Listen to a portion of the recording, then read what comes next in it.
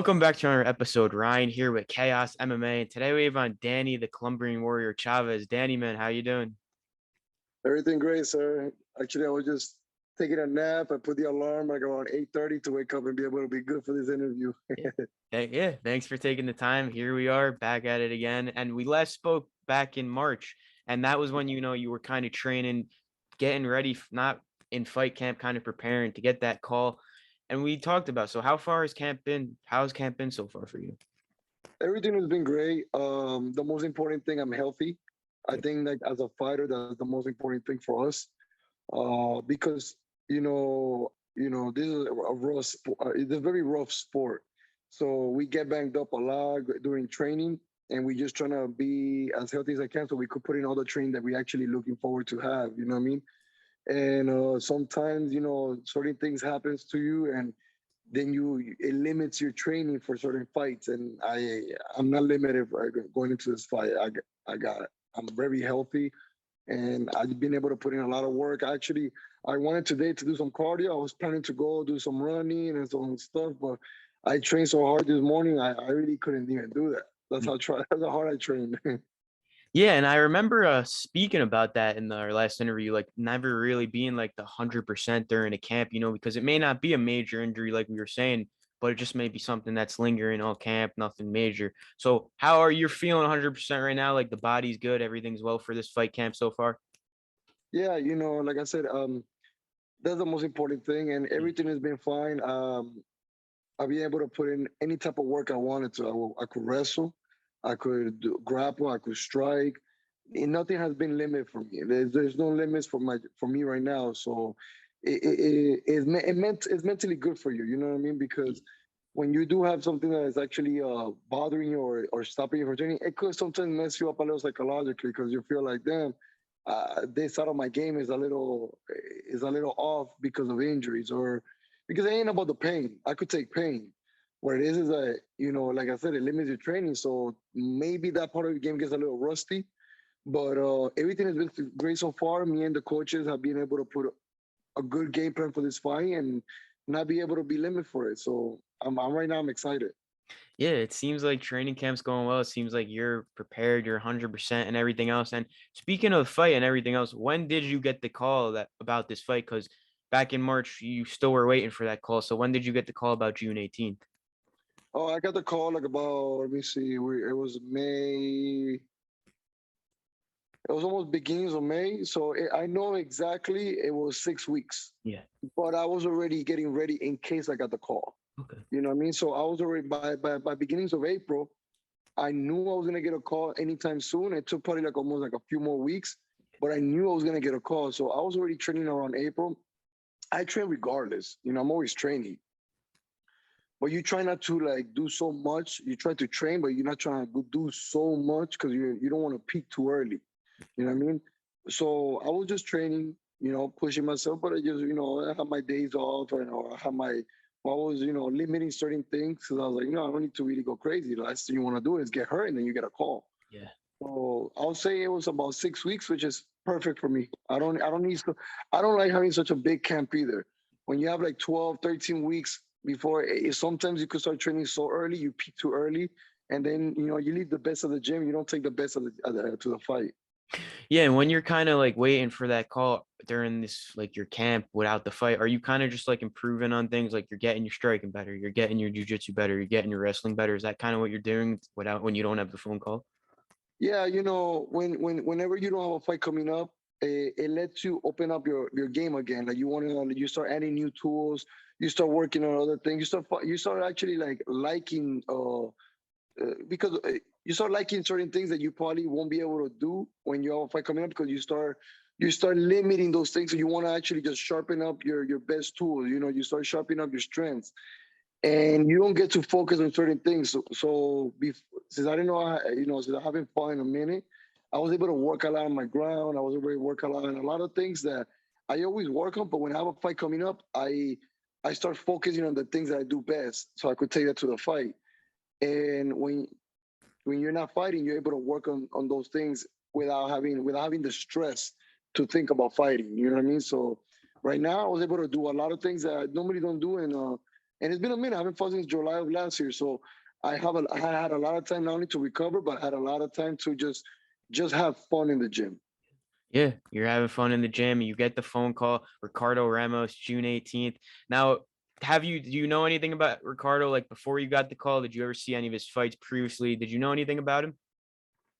Um, I didn't know about him until I had to look for him. Yeah. I had to find out who he is. I have friends that knew about him. They're like, "Oh, you fight Ricardo Ramos? Oh, that's a good fight for you. This and that." And I was like, "Oh, you seen him fight? I never seen him fight." I seen a lot of fights. I think is that I used to watch more fights before, but now and then I kind of watch main cards a lot.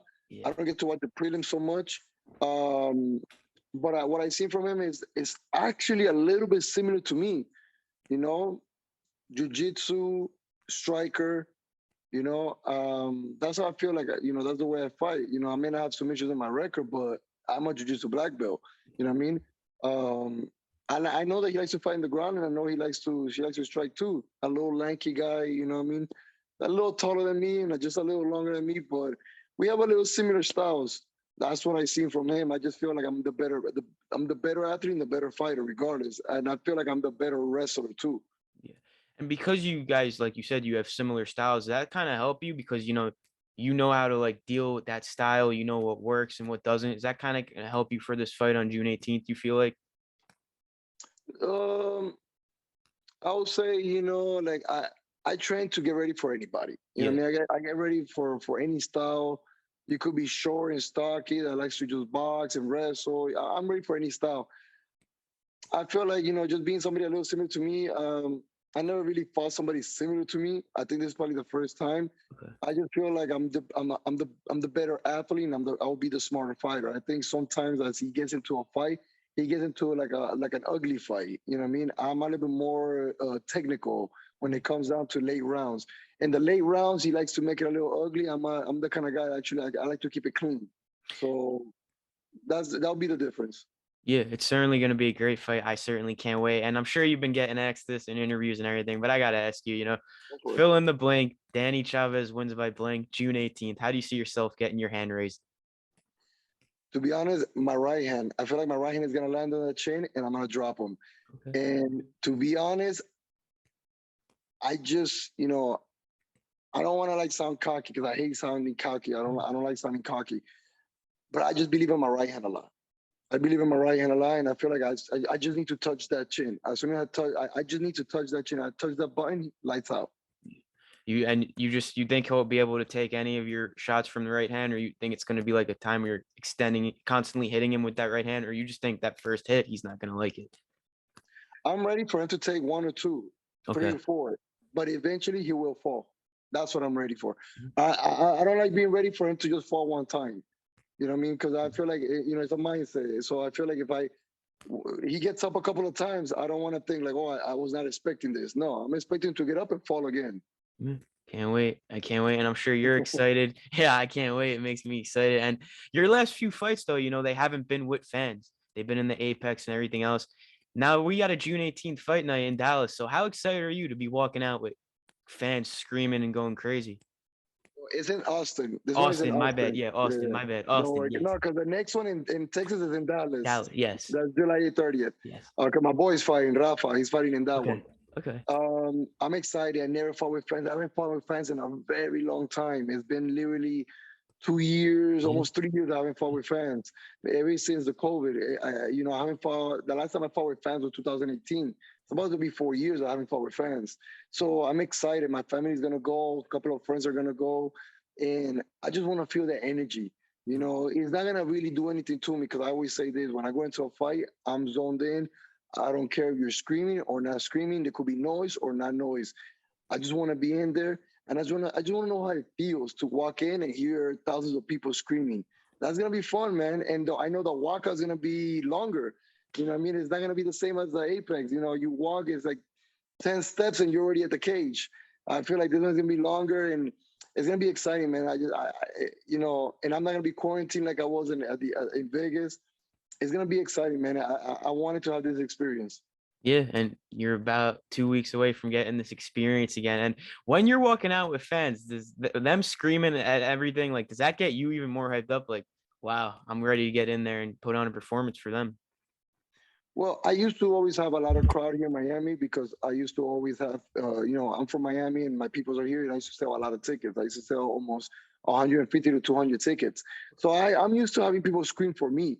You know what I mean? Now there's gonna be a lot of people screaming just because they like the game of fighting. I just never had thousands of people screaming. I had hundreds of people screaming, and thousands of people screaming. So I just want to know the experience. I literally, it's not gonna really, like I said, once I'm zoned in into a fight. I'm like a horse. I'm just like this. I don't even see sideways. I'm looking straight forward. So I think like it will probably play a part in the excitement. But once those doors are closed, it's just Ricardo Ramos in front of me. Yeah. I'm sure it's going to be an amazing experience for you. I'm sure you're excited and everything else. And last few things here, thanks again. We know you train at MMA Masters, one of the best gyms in the world. Who have you been training with for this camp, you know? Well, I'd love to give shout outs to these guys because Yeah. man, they put their bodies on the line. Actually, today I kind of feel bad because I was punching him in the nose. You know what I mean? He was a little upset. My guy Rich or Mayola, he knows I love him, bro. And I was just he had my back. He had his face there. I was just punching him, and I one of them landed on the nose, and he was upset at me. Richard Mayol, eh, my friend Colin Lubers too. He's been helping me with the striking. He has a lot of reach. He's Yeah. helping me with when I spar. I have I've been doing a lot of drills with one of my young students. He's a young prodigy coming up, Michael Pino, and I've been working a lot with Gabriel. I don't know Gabriel's last name, but they call him Fly because he does a lot of fly numbers and fly triangles, so people could know that he's dangerous. He just left to back to Brazil because he had to go back. So, but he got to give me at least 3 weeks of work.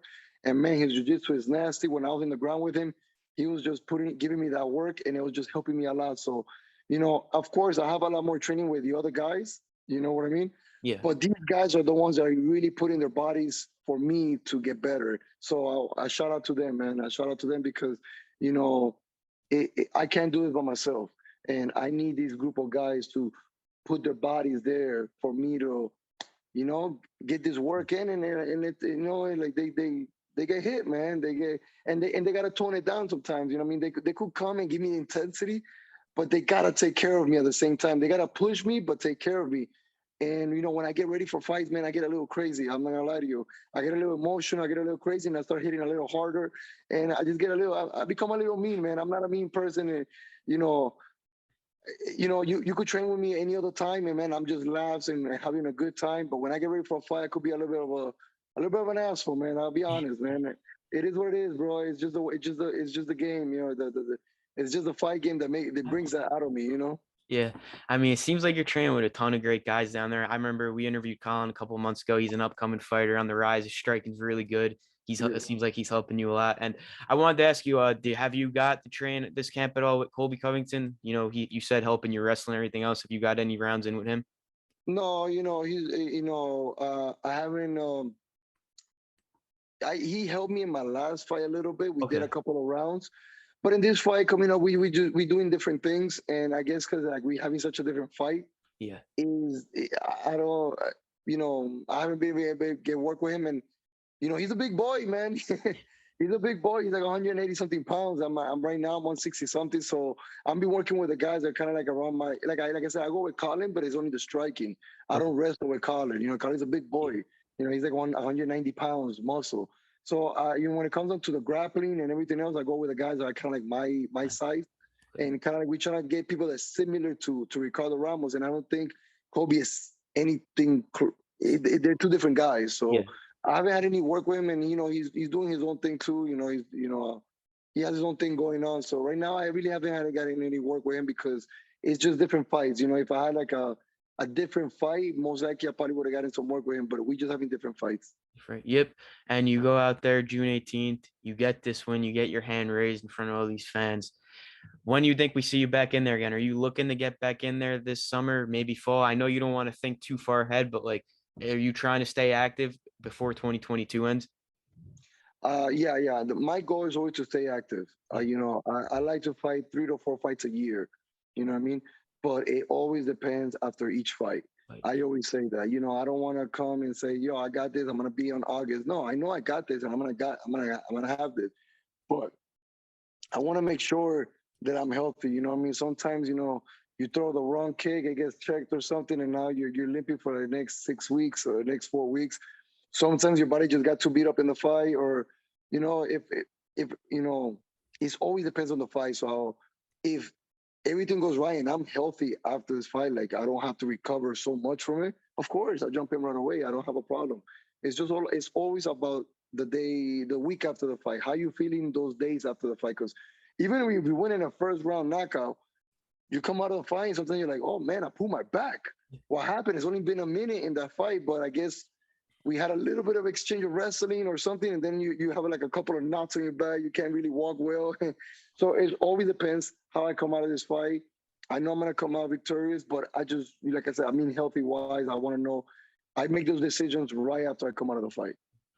Yeah, I'm looking forward to your fight on June 18th, 2 weeks out now. I hope we get to see you in there soon after that fight too. Always great seeing you fight. And yeah, thanks again for the time. I really do appreciate it. If you want to thank any sponsors, shout out any social media, man, the floor is yours.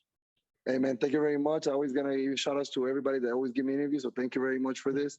Always shout out to my coaches, my team, MMA Masters.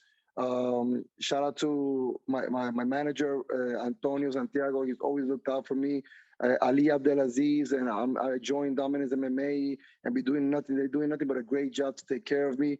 And just, shout out to my coach, Jonathan Lopez. Right now you can only see my face, man. My physique looks great, man. Right now, this is probably the best shape I've ever been, and it's because of him. He's been putting in the work, and I want to shout out to all the people that have been White Lion Therapeutic, uh, Health Source, and Dynamic Wellness, with they're in charge of my recovery. Without recovery, man, that's part of the game, and I need that. So, and shout out to my family and friends, man, everybody that supports me, bro. Without these people, like I said, I don't get to be where I'm at, and all these people play a part to be where I'm at, and I'm just very thankful. Yeah, no doubt, no doubt. And thanks again, man. Can't wait for this fight. Good luck, June 18th. Gonna be tuned in. Have a great day, man. Hey, man, thank you very much for Thanks, taking your man. time. I appreciate it. Have a good one. Thank you. All right, man, take care.